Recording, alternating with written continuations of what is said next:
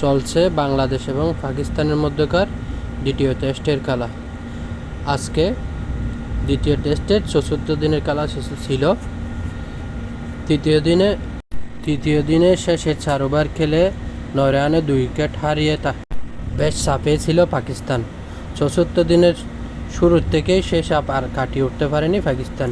শুরু থেকেই আক্রমণাত্মক পেস বোলিং করতে থাকে বাংলাদেশের পক্ষে হাসান মাহমুদ ৫ উইকেট এবং ইয়াং নাহিদ রানা নিয়েছেন ৪ উইকেট, আর একটি উইকেট নিয়েছেন পেসার তাসকিন আহমেদ।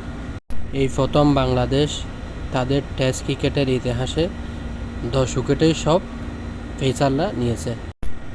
পাকিস্তানের পক্ষে বলার মতো তেমন কেউ স্কোর করতে পারেনি। শেষের দিকে মোহাম্মদ রিদওয়ান ৪৩ ও আগা সালমানের ৪৭ রানের উপর ভর করে বাংলাদেশকে ১৮৪ রানের টার্গেট ছুড়ে দেয় পাকিস্তান।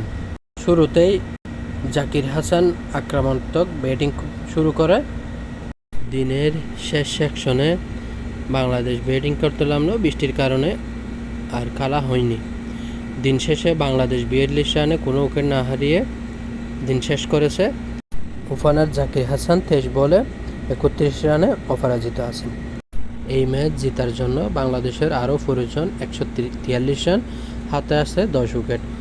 পঞ্চম দিনের খেলা এখনও বাকি।